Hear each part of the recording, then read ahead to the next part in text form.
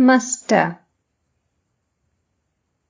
A man cannot realize God unless he renounces everything mentally. A sadhu cannot lay things up. Birds and wandering monks do not make provision for the morrow. Such is the state of my mind that I cannot carry even clay in my hand. Once, when Hriday tormented me, I thought of leaving this place and going to Benares. I thought of taking some clothes with me. But how could I take money? So, I could not go to Benares. All laugh. To Mohima. You are a householder. Therefore, you should hold both to this and to that, both to the world and to God. Mohima. Sir, can one who holds to that also hold to this? Muster. Once, sitting on the bank of the Ganges near the Panchavati, holding a rupee in one hand and clay in the other, I discriminated. The rupee is the clay. The clay is verily the rupee, and the rupee is verily the clay. And then threw the rupee into the river. But I was a little frightened. How foolish of me to offend the goddess of fortune, I thought. What shall I do if she doesn't provide me with food anymore? Then, like Hazra, I sought help in a ruse. I said to the goddess, Mother, may you dwell in my heart. Once the Divine Mother was pleased with the man's austerities and said to him, You may ask a favor of me. O Mother, said he, if you are so pleased with me, then grant that I may eat from a gold plate with my grandchildren. Now, in one boon, the man got everything: grandchildren, wealth, and gold plate. All laugh. When the mind is freed from woman and gold, it can be directed to God and become absorbed in Him. It is the bound alone who can be freed. The moment the mind turns away from God, it is bound. When does the lower needle of a pair of scales move away from the upper one? When one pan is pressed down by a weight. Woman and gold is the weight. Why does a child cry on coming out of its mother's womb? With its cry it says, as it were, just see where I am now. In my mother's womb, I was meditating on the lotus feet of God.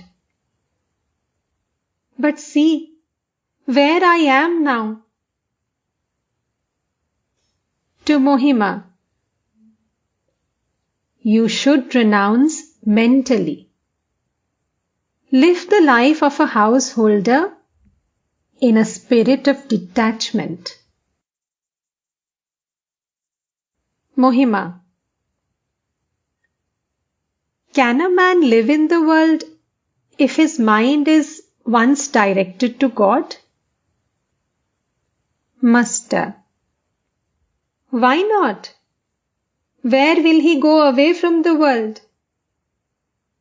I realize that wherever I live, I am always in the Ayodhya of Ram.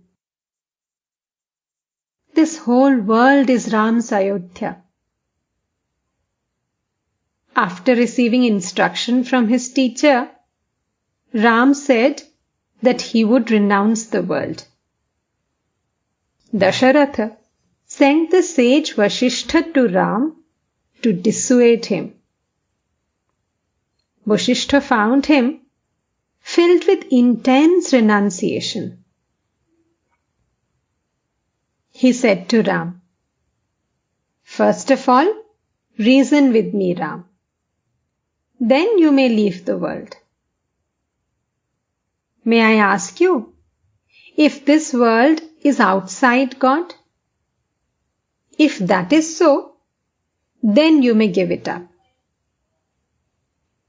Ram found that it is God alone who has become the universe and all its living beings. Everything in the world appears real on account of God's reality behind it. Thereupon, Ram became silent. In the world, a man must fight against passions like lust and anger, against many desires, against attachment. It is convenient to fight from inside a fort, from his own home. At home, he gets his food and other help from his wife. In the Kali Yuga, the life of a man depends entirely on food. It is better to get food at one place than to knock at 7 doors for it. Footnote: It is the custom of monks in India to beg their food from householders. Footnote ends. Living at home is like facing the battle from a fort.